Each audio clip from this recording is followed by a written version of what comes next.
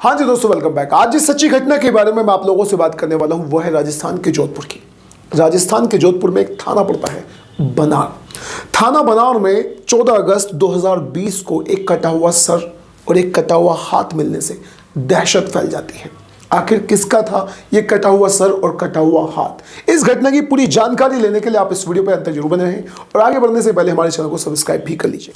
तो दोस्तों, 14 अगस्त 2020 की सुबह 7:30 बजे दो सफाई कर्मचारी एक नाले की सफाई कर रहे थे। सफाई कर्मचारियों का नाम होता है पप्पू मंडल और पूनम चंद वाल्मीकि। सफाई करते हुए उनके सामने दो थैलियां आती हैं जो थोड़ी सी भारी थी। अब तक जो उन्होंने सफाई करी थी उसमें कोई भी सामान उन्हें इतना भारी नजर नहीं आया था, इसलिए इन दो भारी थैलियों को देखकर वो हल्के से चकरा जाते हैं और उन्हें खोलने की कोशिश करते हैं। लेकिन दोस्तों, थैलियां खोलकर जो मंजर उन्हें दिखाई देता है उससे उनका दिमाग बिल्कुल खराब हो जाता है। असल में एक थैली में था एक इंसान का कटा हुआ सर और दूसरी थैली में था एक इंसान का कटा हुआ हाथ। इन दोनों को देखकर उनका दिमाग बिल्कुल घबरा जाता है और वो बिल्कुल दहशत में आ जाते हैं। वो तुरंत पुलिस को फ़ोन करते हैं। पुलिस वहाँ पहुँच जाती है और उस कटे हुए सर और हाथ से उस इंसान की शिनाख्त करने की कोशिश करती है कि आखिर ये व्यक्ति है कौन। पुलिस वापस थाने में जाती है और थाने में जाकर जितनी भी गुमशुदगी वाली रिपोर्ट्स थी, उनके फोटोज थे, मिलाने की कोशिश करती है, लेकिन किसी से भी ये कटा हुआ सर नहीं मिलता। फिर दोस्तों, पुलिस का दिमाग यहाँ पर काम करता है। पुलिस उन थैलियों पर लिखे हुए एड्रेस को देखती है। एक थैली पर एड्रेस था आनंदपुर कालू और दूसरी पर था मेड़ता सिटी, जिसे देखकर पुलिस तुरंत पहुंच जाती है पाली जिला और नागौर जिला, क्योंकि ये दोनों जगह पाली जिला और नागौर जिला में ही पड़ती है। वहाँ जो थाने में पुलिस पहुंच जाती है, वहाँ जितनी भी गुमशुदगी की रिपोर्ट दर्ज थी उन फोटो से इस सर का मिलान किया जाता है। अंत में पुलिस को सफलता मिल जाती है और एक व्यक्ति जिसका नाम होता है चरण सिंह उर्फ सुशील चौधरी से इस सर का मिलान हो जाता है। और 10 अगस्त 2020 की गुमशुदगी की रिपोर्ट दर्ज थी थाने में सुशील चौधरी की और 14 अगस्त की दोस्तों ये बात है। मिलान हो जाता है और जो सुशील चौधरी का ममेरा भाई होता है वो इसको पहचान लेता है कि ये हमारा ही जानने पहचानने वाला है। अब दोस्तों, जो सुशील चौधरी, उसके घर वालों से बातचीत की जाती है, लेकिन कोई भी क्लू उसकी मौत के बारे में वहाँ से निकल के नहीं आता।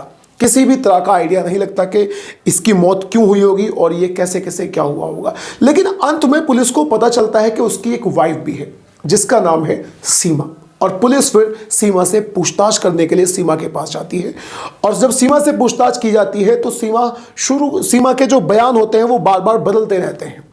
अब सीमा के बदलते बयानों को देखकर पुलिस को सीमा पर बिल्कुल शक हो जाता है और शक के दायरे में जब पुलिस उससे सख्ती से पूछताछ करती है फिर सीमा बिल्कुल टूट जाती है और वो बताती है कि मैंने ही अपने पति सुशील चौधरी की मौत की है, यानी मैंने ही उसकी हत्या की है, मैं ही उसकी कातिल हूँ।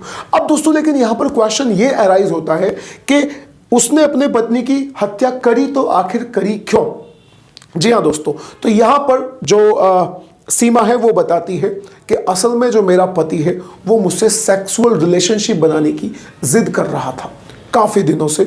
जब से हमारी शादी हुई है तब से लेकर अब तक हमारे बीच में किसी भी टाइप का सेक्सुअल रिलेशनशिप नहीं हुआ है और इसी वजह से हमारी आपस में बात नहीं बनती, यानी हमारी लड़ाई होती रहती थी और इसी वजह से मैंने उसको मारा। लेकिन यहाँ पर फिर से क्वेश्चन ये कि क्यों? हस्बैंड वाइफ में तो ये चीज़ बड़ी आम है, यानी संबंध बनाते ही हस्बैंड वाइफ, तो फिर तुमने ऐसा करा तो करा क्यों?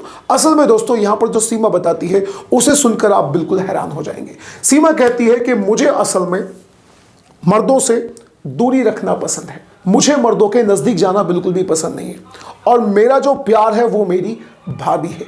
यानी जो सीमा थी दोस्तों वो एक लेस्बियन थी, वो समलैंगिक थी, उसे औरतें ही पसंद थी, औरतों के साथ ही रहना सोना पसंद था, इसीलिए वो प्लान रचती है और अपने हस्बैंड को मार देती है। एक रोज वो अपने हस्बैंड को फोन करती है और उससे कहती है कि तुम जो मेरे साथ सेक्सुअल रिलेशनशिप बनाना चाह रहे थे, आज मैं वो करने के लिए तैयार हूं। और वो उसे एक रूम पर बुलाती है। वहां पर अपनी बहनों के साथ मिलकर और अपने एक दोस्त के साथ मिलकर वे सभी लोग शराब पीते हैं और फिर वो उसकी हत्या कर देती है, यानी उसको एक टाइप का इंजेक्शन लगाती है जिससे उसकी मौत हो जाती है। इंजेक्शन लगाने के बाद वो उसके शरीर के कई सारे टुकड़े करती है। शुरू में वो कोशिश करती है कि उन टुकड़ों को मिक्सी में डालकर ग्राइंड कर दे, लेकिन दोस्तों मिक्सी टूट जाती है। फिर वो एक कटर लेके आती है और उस कटर से अपने हस्बैंड की डेड बॉडी के कई सारे टुकड़े कर देती है। टुकड़े करने के बाद वो मोटरसाइकिल से जगह जगह पर उसकी जो डेड बॉडी है, उसके जो पार्ट्स होते हैं, उनको फेंक देती है। अब दोस्तों ये था पूरा माजरा। सुशील चौधरी जो था ये कृषि विभाग में अधिकारी था। अब दोस्तों क्या इस शादी से छुटकारा पाने का केवल यही एक उपाय था या यही एक तरीका था?